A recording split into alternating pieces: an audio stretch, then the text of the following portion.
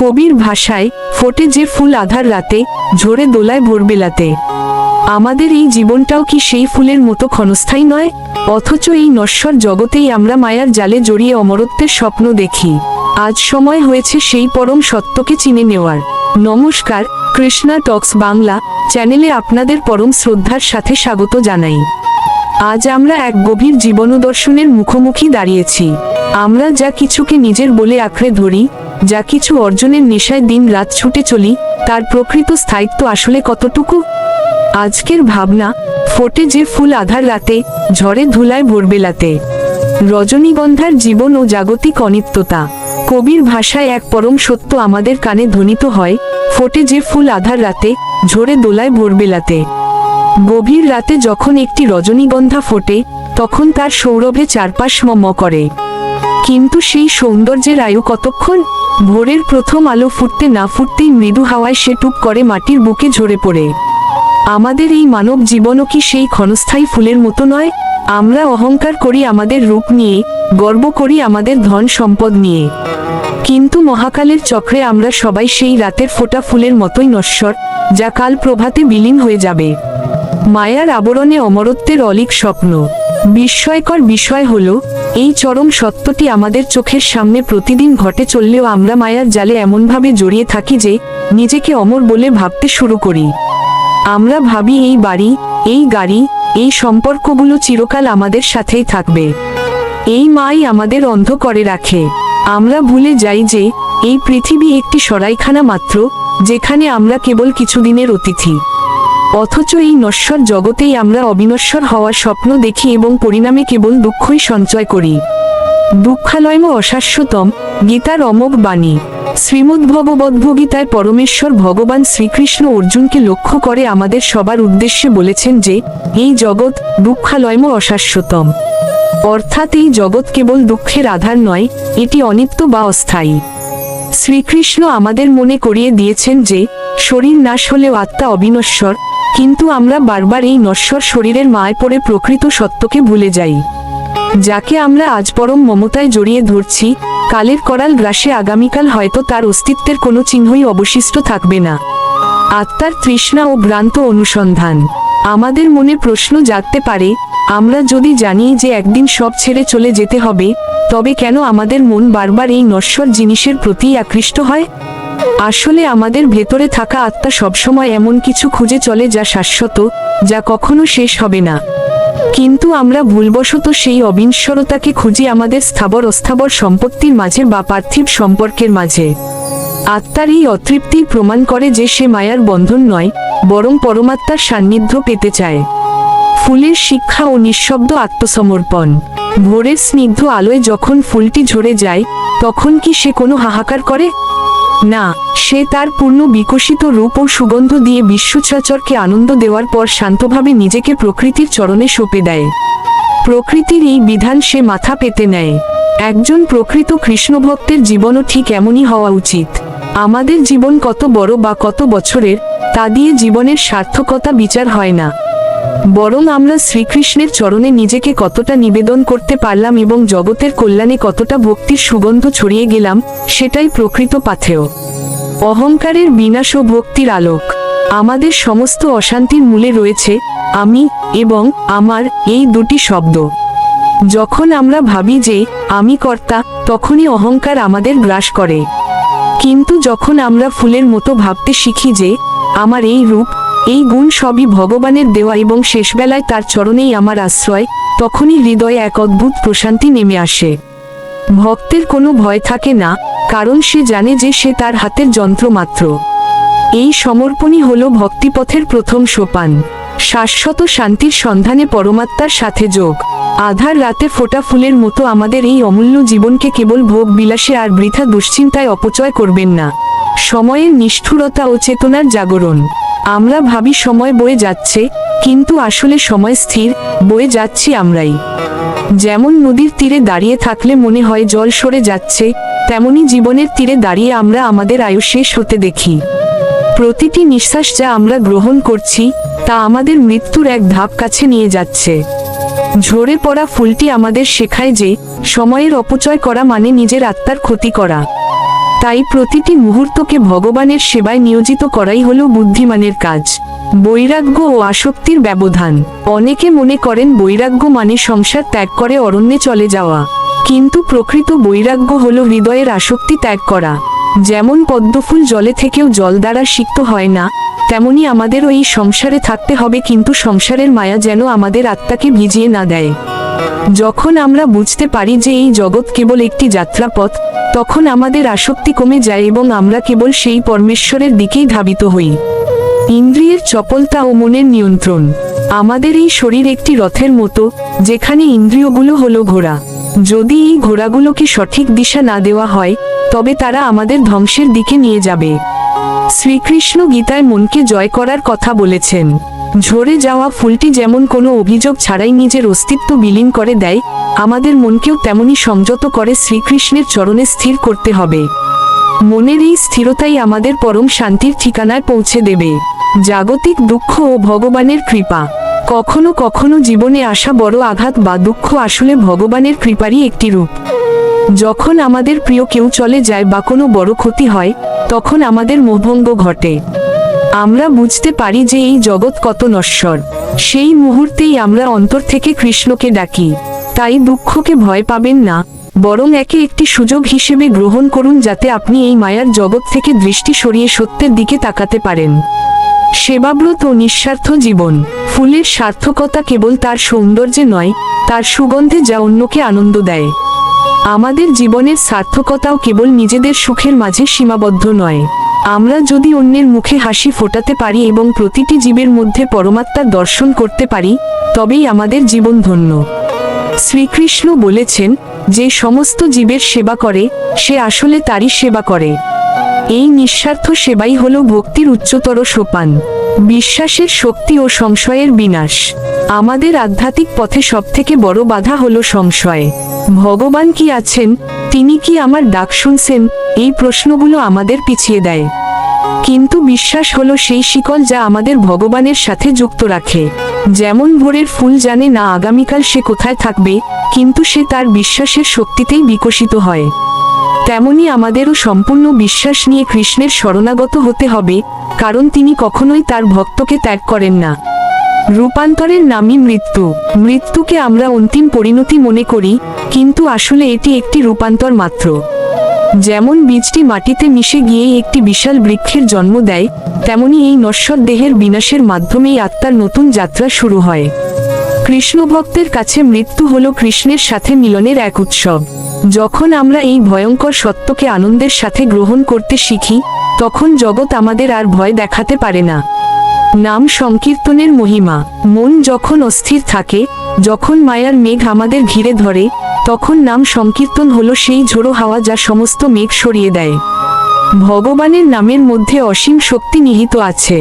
শ্রীচৈতন্য মহাপ্রভু আমাদের শিখিয়েছেন যে, এই কলিযুগে কেবল হরিনাম সংকীর্তনের মাধ্যমেই মুক্তি সম্ভব। এই নাম আমাদের হৃদয়ের দর্পণ পরিষ্কার করে দেয় এবং আমরা আমাদের স্বরূপ চিনতে পারি। কৃষ্ণের লীলা ও মহাজাগতিক পরিকল্পনা। আমাদের জীবনে যা কিছু ঘটছে, তার প্রতিটি ক্ষুদ্র ঘটনার পেছনে ভগবানের একটি গূঢ় পরিকল্পনা রয়েছে। আমরা হয়তো অনেক সময় তা বুঝতে পারি না এবং হতাশ হয়ে পড়ি। কিন্তু মনে রাখবেন, মালি যেমন জানেন কখন কোন ফুলটি ফুটবে এবং কখন সেটি ঝরবে, ভগবানও তেমনি জানেন আমাদের জন্য কোনটি সঠিক। এই সমর্পণই হলো জীবনকে সহজভাবে বাঁচার মূল মন্ত্র। বর্তমান মুহূর্তের গুরুত্ব। অতীত চলে গেছে, ভবিষ্যৎ অনিশ্চিত, আমাদের হাতে আছে কেবল এই বর্তমান মুহূর্ত। এই মুহূর্তেই আপনি কৃষ্ণনাম নিতে পারেন, এই মুহূর্তেই আপনি ভালো কোনো কাজ করতে পারেন। ঝরে যাওয়া ফুলটি আমাদের স্মরণ করিয়ে দেয় যে, যা করার তা এখনই করতে হবে।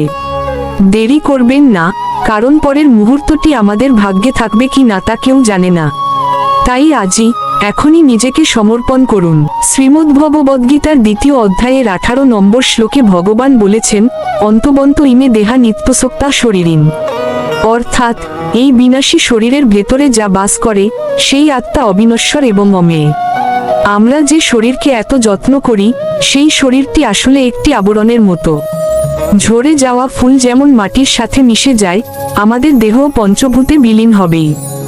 এই ধ্রুব সত্যটি বুঝতে পারলেই আমাদের ভেতর থেকে মৃত্যুর ভয় দূর হয়ে যায় এবং আমরা সত্যের পথে অগ্রসর হতে পারি। কাম ও ক্রোধের বিনাশ। আমাদের জীবনের অস্থিরতার মূল কারণ হল কাম এবং ক্রোধ।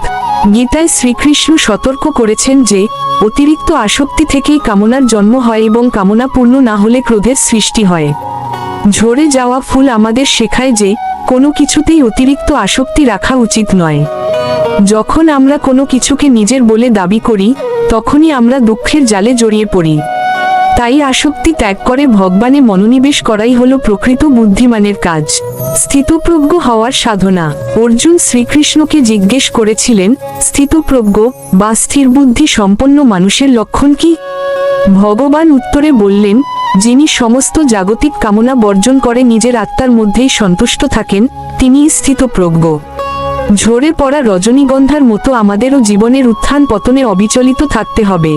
সম্মান বা অপমান, লাভ বা ক্ষতি, সব অবস্থাতেই যেন আমাদের মন শ্রীকৃষ্ণের চরণে স্থির থাকে। মায়ার প্রভাব ও শ্রীকৃষ্ণের দৈবী মায়া। গীতার 7ম অধ্যায় ভগবান বলেছেন, দৈবী হেষা গুণময়ী মম মায়া দূরত্বয়া। অর্থাৎ আমার এই গুণময়ী মায়াকে অতিক্রম করা অত্যন্ত কঠিন, কিন্তু যারা একমাত্র আমারই শরণাপন্ন হয় তারা সহজেই এই মায়া ত্বরণ করতে পারে।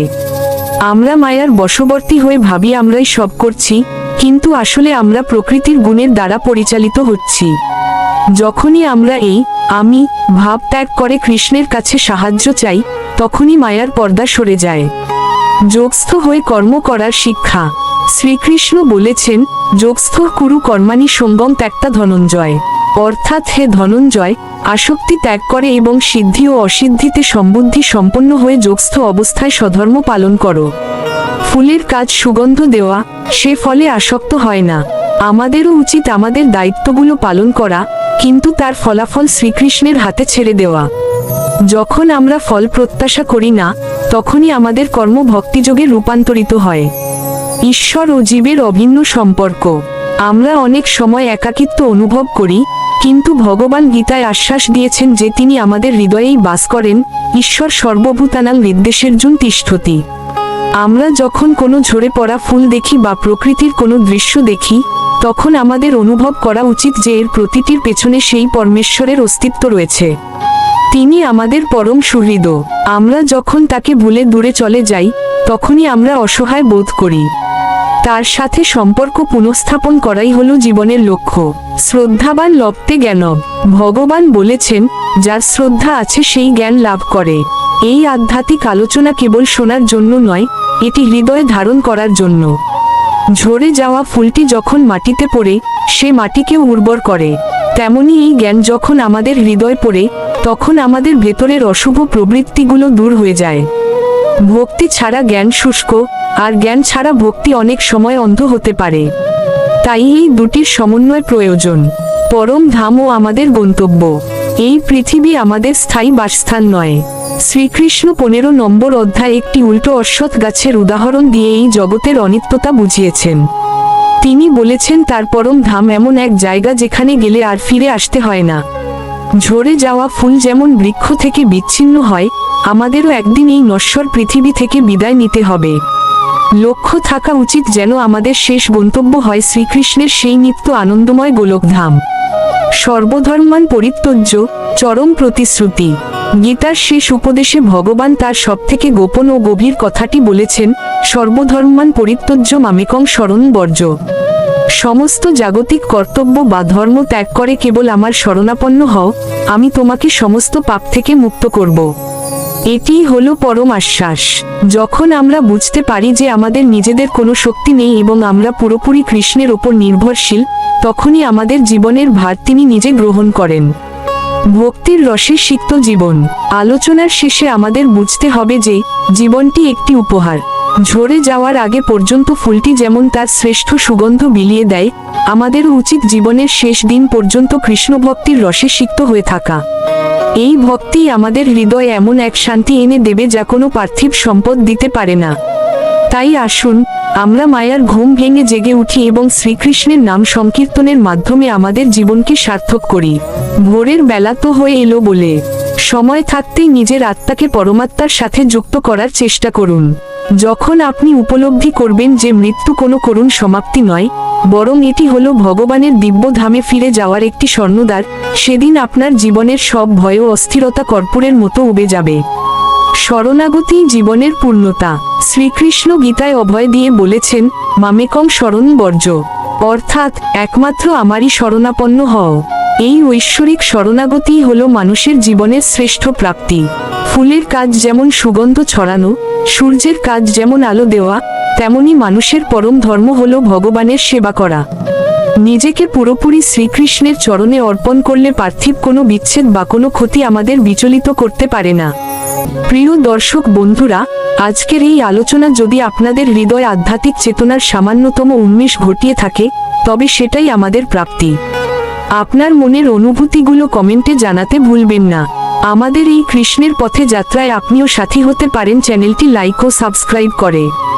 আপনাদের উপস্থিতিতেই আমাদের এই আধ্যাত্মিক পরিবার পূর্ণতা পায়। মনে রাখবেন, আমাদের এই পরম তত্ত্ব ও আধ্যাত্মিক আলোচনার নিয়মিত আসর বসে প্রতিদিন রাত 8টায়। আপনাদের সবার কল্যাণ কামনা করি। সবাই ভালো থাকুন, সুস্থ থাকুন এবং সদা সর্বদা শ্রীকৃষ্ণের স্মরণে থাকুন। হরে কৃষ্ণ। নিবেদনে শ্রী মিলন দেবনাথ। নমস্কার, কৃষ্ণা টক্স বাংলা চ্যানেলে আপনাদের স্বাগত। আজ আমরা এক অদ্ভুত সুন্দর বিষয়ের গভীরে প্রবেশ করব। আমরা সবাই সুখ খুঁজি, শান্তি খুঁজি, আর সবচেয়ে বেশি খুঁজি একটু নিঃস্বার্থ ভালোবাসা। কিন্তু আমরা কি জানি এই ভালোবাসার উৎস কোথায়? কেন আমাদের মনে হয় যে যেখানেই যাই সেখানেই ভালোবাসা আছে? চলুন আজ 15টি ধাপের মাধ্যমে এই দিব্য সত্যটি উপলব্ধি করি। 1. ভালোবাসার আসল উৎস। আমরা সারা জীবন বাইরের জগতে ভালোবাসা খুঁজে বেড়াই। কখনো মা বাবার কাছে, কখনো বন্ধুর কাছে, আবার কখনো জীবনসঙ্গীর কাছে। আমরা মনে করি সেই ব্যক্তিটিই বোধহয় ভালোবাসার আধার। কিন্তু আধ্যাত্মিক সত্য হলো, আমাদের প্রত্যেকের হৃদয় স্বয়ং পরমাত্মা বা কৃষ্ণ বিরাজ করছেন। তিনিই পরম প্রেমের উৎস। প্রদীপ যেমন ভেতর থেকে জ্বলে উঠে চারপাশ আলোকিত করে, তেমনি অন্তরের সেই পরমাত্মার প্রেমই আমাদের বাইরের মানুষের প্রতি টান তৈরি করে। ভালোবাসা আসলে বাইরে নেই, এটি আমাদের হৃদয়ের গভীরে এক সুপ্ত শক্তি, যা কৃষ্ণের উপস্থিতিতেই অনুভূত হয়। 2. মায়ার বাঁধন বনাম হৃদয়ের টান। সংসার জীবনে আমরা অনেক সময় মোহ বা মায়াকেই প্রকৃত ভালোবাসা মনে করে ভুল করি। মায়ার ধর্ম হলো অধিকার করা এবং বেঁধে ফেলা, যা আমাদের মনে অশান্তি আর ভয় সৃষ্টি করে। কিন্তু হৃদয়ের আধ্যাত্মিক টান হলো সম্পূর্ণ আলাদা। এটি আমাদের মুক্ত করে। যখন আপনি শ্রীকৃষ্ণের প্রতি টান অনুভব করবেন, তখন দেখবেন আপনার চারপাশের মানুষের প্রতি আপনার ভালোবাসা আরও পবিত্র হয়ে উঠেছে। কারণ তখন আপনি কাউকে অধিকার করতে চাইবেন না, বরং সবাইকে ভগবানের অংশ মনে করে নিঃস্বার্থভাবে ভালোবাসতে শিখবেন। 3. রূপ ভিন্ন কিন্তু সত্তা এক। একটু চিন্তা করে দেখুন, একটি স্বর্ণের দোকানে কত রকমের গয়না থাকে, কানের দুল, হার, আংটি। সবগুলোর নাম আলাদা, আকৃতি আলাদা, কিন্তু সবকিছুর মূলে তো সেই একই সোনা। ঠিক তেমনি এই জগতের কোটি কোটি মানুষের রূপ আলাদা হতে পারে, ভাষা আলাদা হতে পারে, কিন্তু সবার ভেতরে থাকা চেতনার উৎস সেই এক পরমেশ্বর। যখন আমরা এই সত্যটি বুঝতে পারি, তখন কারোর প্রতি ঘৃণা থাকে না। আমরা সবার মাঝে সেই একই দিব্য সত্তাকে দেখতে পাই, যা আমাদের হৃদয়ের টানকে সর্বজনীন করে তোলে। 4. যেখানেই যাই সেখানেই ভগবান। আমরা মনে করি ভগবান শুধু মন্দিরে বা বিগ্রহের মাঝেই সীমাবদ্ধ। কিন্তু যখন আপনি ভক্তির চশমা পরে জগৎকে দেখতে শুরু করবেন, তখন দেখবেন মন্দির থেকে শুরু করে আপনার চলার পথের প্রতিটি ধূলিকণায় তার হাতের ছোঁয়া রয়েছে। আপনি যেখানেই যাচ্ছেন, হোক তা কর্মক্ষেত্র বা ভ্রমণের কোনো স্থান, সবখানে আপনি তার দেওয়া মমতা আর সুরক্ষা অনুভব করবেন। প্রকৃতি, মানুষ আর পরিবেশের মাধ্যমে তিনি প্রতি মুহূর্তে আপনাকে তার ভালোবাসার কথা জানান দেন। 5. মায়ে জড়িয়ে যাওয়ার সার্থকতা। সংসারে মায়ে জড়ানো সবসময় নেতিবাচক নয়। যদি সেই মায়া আপনাকে বারবার পরমেশ্বরের কথা মনে করিয়ে দেয়, তবে সেই মাই আশীর্বাদ। আপনি যখন আপনার পরিবারকে ভালোবাসেন এবং মনে করেন যে আপনি আসলে ভগবানের দেওয়া কিছু পবিত্র আত্মার সেবা করছেন, তখন সেই ভালোবাসাই হয়ে ওঠে ভক্তিযোগ। সেবার এই মনোভাব থাকলে মায়া আপনাকে নিচে নামাবে না, বরং হৃদয়ের টানকে আরও উন্নত করে তুলবে। 6. প্রিয়জনের আড়ালে শ্রীকৃষ্ণ। সন্তান যখন হাসে মা আনন্দ পান, বন্ধুর বিপদে বন্ধু এগিয়ে আসে। এই যে মানুষের প্রতি মানুষের গভীর টান, এর আড়ালে কিন্তু সেই পরমাত্মাই লুকিয়ে আছেন। আমরা অবচেতনে মানুষের ভেতরের সেই কৃষ্ণ অংশটিকেই খুঁজি। এই বোধটি যদি আমাদের হৃদয়ে গেঁথে যায়, তবে আমরা জীবনে কখনোই নিজেকে একাকী মনে করব না। আমরা বুঝব যে প্রিয়জন দূরে থাকলেও তাদের মাধ্যমে পাওয়া সেই পরম প্রেম সবসময় আমাদের সাথেই আছে। 7. কষ্টের মাঝেও ভালোবাসার দর্শন। জীবন সবসময় কুসুমাস্তীর্ণ হয় না। কখনো কখনো মেঘের মতো দুঃখ আমাদের ঘিরে ধরে, কিন্তু সেই অন্ধকারের মাঝেও যখন সম্পূর্ণ অপরিচিত কোনো মানুষ হঠাৎ সাহায্যের হাত বাড়িয়ে দেয়, কিংবা কোনো তুচ্ছ ঘটনা আমাদের মনে আশার আলো জাগায়, জানবেন সেটি শ্রীকৃষ্ণেরই করুণা। তিনি অন্য কোনো মানুষের রূপ ধরে এসে আমাদের জানিয়ে দিয়ে যান যে তিনি আমাদের ত্যাগ করেননি। কষ্টের সময়ও এই ভালোবাসার স্পর্শ পাওয়াই হলো পরম উপলব্ধি। 8. নাম ও গুণের প্রতি অনুরাগ। কৃষ্ণের নাম কেন এত মধুর? কারণ এই নামের মধ্যে কোনো জড় জগতের কলুষতা নেই। যখন আমরা একাগ্রচিত্তে তার নাম বা গুণগান শুনি, তখন আমাদের হৃদয়ের সব অশান্তি ধুয়ে মুছে যায়। এই টানের পেছনে কোনো জাগতিক যুক্তি কাজ করে না। এই টান হলো আত্মার সাথে পরমাত্মার চিরন্তন সংযোগের টান। এটি প্রমাণ করে যে আমরা সবাই মূলত এক দিব্য পরিবারের সদস্য এবং আমাদের আদি পিতা হলেন শ্রীকৃষ্ণ। 9. সব সম্পর্কের মূলে তিনি। সংসারে পিতা মাতা, ভাই বোন বা সখা, প্রতিটি সম্পর্কের একটি নির্দিষ্ট সীমা থাকে। কিন্তু আপনি যদি ভগবানকে কেন্দ্রবিন্দু করে কোনো সম্পর্ক গড়েন, তবে সেই ভালোবাসা হয় অক্ষয়। শ্রীকৃষ্ণকে সন্তান হিসেবে ভাবলে বা সখা হিসেবে ভাবলে আপনার হৃদয়ের সেই টান আর কখনোই ফাটল ধরবে না। জগতের সব সম্পর্কের সার্থকতা কেবল তার মাঝেই খুঁজে পাওয়া সম্ভব। 10. স্থান ও কালের ঊর্ধ্বে সংযোগ। আমরা জীবনে অনেক মানুষের সাথে কথা বলি, দেশ বিদেশে ঘুরি। আমাদের মনে হতে পারে স্থান বদলে গেছে, সময় বদলে গেছে, কিন্তু আমাদের মনের ভেতরের সেই আদি তৃষ্ণা, একটু সত্যিকারের শান্তি আর ভালোবাসা পাওয়ার আকুতি, তা সবসময় একই থাকে। এই তৃষ্ণা আমাদের মনে করিয়ে দেয় যে আমরা যেখানেই যাই না কেন, আমাদের আত্মার আসল আশ্রয় কিন্তু সেই পরম সত্যেই নিহিত। 11. নিঃস্বার্থ সেবার শক্তি। যখন আপনি কোনো কাজ করেন এবং সেই কাজের ফল ভগবানের চরণে অর্পণ করেন, তখন সেই শ্রম আর আপনার কাছে বোঝা মনে হবে না। নিঃস্বার্থ ভালোবাসা দিয়ে করা যে কোনো কাজ হৃদয় এক অপার্থিব আনন্দ বয়ে আনে। এই সেবার মনোভঙ্গি থাকলে কাজ করতে করতে আপনি ক্লান্ত হবেন না, বরং আপনার মনে হবে আপনি ভগবানের সেবায় নিয়োজিত আছেন। এই ভাবটি জীবনকে সার্থক করে তোলে। 12. জড় জগৎ বনাম আধ্যাত্মিক জগৎ। এই জড় জগৎ আমাদের অস্থায়ী সুখ দেয়, যা আজ আছে কাল নেই। কিন্তু আমাদের আত্মা সবসময় এমন কিছু খোঁজে যা চিরস্থায়ী, যাকে বলা হয় অমরত্বের পথ। যেখানেই আপনি কৃষ্ণ কথা শুনছেন বা আধ্যাত্মিক আলোচনার মাঝে সময় কাটাচ্ছেন, সেখানেই সেই অমরত্বের আলো আপনার হৃদয় স্পর্শ করছে। এই আধ্যাত্মিক টানি আমাদের জগৎকে সুন্দর করে তোলে। 13. ক্ষমা ও মহত্ব। কারোর ভুল ক্ষমা করা মানে শুধু তাকে মুক্তি দেওয়া নয়, নিজের হৃদয়কেও পবিত্র করা। ভালোবাসার একটি বড় লক্ষণ হলো ক্ষমা। যখন আমরা বুঝতে পারি যে প্রতিটি মানুষই মায়ার জালে আবদ্ধ হয়ে ভুল করে, তখন আমাদের মনে ক্ষমার উদয় হয়। এই ক্ষমাশীল মনই আমাদের হৃদয়ের টানকে শ্রীকৃষ্ণের প্রেমের সাথে আরও গভীরভাবে যুক্ত করে দেয়। 14. শরণাগতির আনন্দ। আমরা যখন মনে করি যে আমাদের জীবন আমরা একাই পরিচালনা করছি, তখন আমরা ভয় থাকি। কিন্তু যখন আমরা বিশ্বাস করি যে একজন পরম শক্তিমান পিতা আমাদের হাত ধরে আছেন, তখন সব চিন্তা আর ভয় বিলীন হয়ে যায়। এই পূর্ণ শরণাগতিই হলো নির্ভয় হওয়ার একমাত্র পথ। এই বিশ্বাস থেকেই জন্ম নেয় পরম শান্তি আর অকৃত্রিম ভালোবাসা। 15. অমরত্বের পথে অন্তহীন যাত্রা। আমাদের এই আধ্যাত্মিক পথ চলা কখনো শেষ হয় না। আমরা প্রতিনিয়ত শিখছি, উপলব্ধি করছি এবং এগোচ্ছি। যেখানেই যাই, যার সাথেই কথা বলি, সবকিছুর শেষে সেই এক পরম শান্তিতেই আমরা ফিরে যেতে চাই। এই চমৎকার উপলব্ধিই আমাদের জীবনের শ্রেষ্ঠ সম্পদ এবং অমরত্বের পথে আমাদের প্রধান পাথেয়। এই আলোচনাগুলি যদি আপনার মনে বিন্দুমাত্র শান্তি বয়ে আনে, তবে তা আমাদের পরম সার্থকতা। আজকের এই আলোচনাটি কেমন লাগলো তা কমেন্টে জানাতে ভুলবেন না।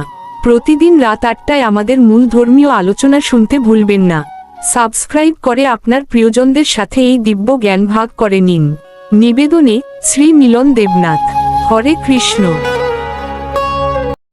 নমস্কার, আমাদের কৃষ্ণা টক্স বাংলা চ্যানেলে আপনাদের স্বাগতম। আজকের আলোচনা, জানি জানি প্রিয়, এ জীবনে মিটিবে না স্বাদ। বন্ধুরা, এই একটি বাক্যে লুকিয়ে আছে ভক্তি, বেদনা আর এক গভীর আত্মসমর্পণের সুর। যখন ভক্ত তার প্রিয় ভগবানকে ডাকে, তখন সেই ডাকে শুধু প্রেম নয়, থাকে আকুলতা, যা কখনো শেষ হয় না। এই অপূর্ণ স্বাদ আসলে ভক্তির প্রাণ। ভগবান শ্রীকৃষ্ণ গীতায় বলেন, শ্রদ্ধানন ভজতে মাং সর্বকর্মাণি মনসা তস্যাহং সুলভ পার্থ নিত্যযুক্তস্য যোগিন। অর্থাৎ, যে ব্যক্তি অনন্যমনে ও শ্রদ্ধাভরে সর্বদা ভগবানের স্মরণে থাকে, তার কাছে ভগবান খুব সহজলভ্য হন। তবুও ভক্ত জানে, ভগবানকে পাওয়া মানে তাকে শেষ করা নয়। তাকে যতই দেখি, ততই তৃষ্ণা বাড়ে। তাই তো গোপীরা ভগবান শ্রীকৃষ্ণের বিরহে বলেছিলেন, হে প্রিয়, তুমি আমাদের হৃদয় চুরি করে নিয়েছ, এখন তোমাকে ছাড়া আমরা বাঁচব কিভাবে? এই তৃষ্ণাই ভক্তির সৌন্দর্য।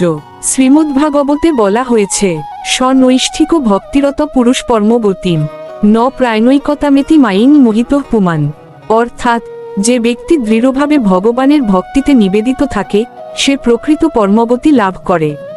কিন্তু যতক্ষণ না ভক্ত সম্পূর্ণরূপে ভগবানের প্রেমে নিজেকে বিলিয়ে দেয়, ততক্ষণ তার মনে থেকে যায় এক অদ্ভুত অপূর্ণ স্বাদ। ভক্ত তখন বলে ওঠে, জানি জানি প্রিয়, এ জীবনে মিটিবে না স্বাদ। এই স্বাদ আসলে ঈশ্বরের প্রতি এক অশেষ আকুলতা। যেমন বৃন্দাবনের প্রতিটি গোপী, প্রতিটি বৃক্ষ, নদী আর পশু পাখিও ভগবান শ্রীকৃষ্ণের অনুপস্থিতিতে কেঁদেছিল। তারা জানত তিনি দূরে, তবুও মনে হতো তিনি কাছেই আছেন।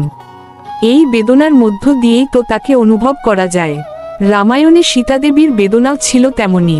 অশোকবনে বন্দী সীতাদেবী যখন বলেছিলেন, হে রঘুনাথ, তুমি ছাড়া এই জীবনের অর্থ কি? তখন সেই ডাক রামচন্দ্র তার হৃদয় অনুভব করেছিলেন, যদিও দেখা তখনও হয়নি। এই অপেক্ষা, এই না মেটা সাধী আসলে প্রেমের পরীক্ষা। ভগবান তখন ভক্তকে পরখ করেন, তার ভক্তি কত গভীর। মহাভারতে ভীষ্ম পিতামহ বলেছিলেন, প্রেমই জীবনের পরম ধর্ম। যে প্রেমী ঈশ্বরকে খোঁজে, সে কখনো হারায় না। অর্জুনও কুরুক্ষেত্রে বিভ্রান্ত হয়ে বলেছিলেন, হে কৃষ্ণ, আমার মনে শান্তি নেই, জ্ঞানেও তৃপ্তি নেই। তখন ভগবান শ্রীকৃষ্ণ বলেছিলেন, অর্জুন, এই তৃষ্ণা নিবারণযোগ্য নয়, কারণ আমি নিজেই সেই তৃষার উৎস। অর্থাৎ, ভগবানের প্রতি আকর্ষণ শেষ হয় না, কারণ ভগবান অসীম। ঋগ্বেদে বলা হয়েছে, একং সদীপ্রা বহুধা বদন্তি। অর্থাৎ, সত্য এক, কিন্তু তাকে জ্ঞানীরা নানা রূপে প্রকাশ করেন। ভক্ত সেই এক সত্যকেই প্রেমে অনুভব করে, কিন্তু সেই অনুভূতি কখনো সম্পূর্ণ হয় না। যতই ভক্তি বাড়ে, ততই ঈশ্বরের মহিমা আরও অসীম হয়ে ওঠে। এ যেন এক নদী, যা সমুদ্রের দিকে ধেয়ে চলে, কিন্তু সমুদ্রের শেষ নেই, তবু সেই ধারা থামে না। তাই, জানি জানি প্রিয়, এ জীবনে মিটিবে না স্বাদ। এই বাক্য কোনো দুঃখ নয়, বরং এক অনন্ত ভক্তির ঘোষণা। ভক্ত জানে, যতদিন শরীরে প্রাণ আছে, এই স্বাদ চলবেই।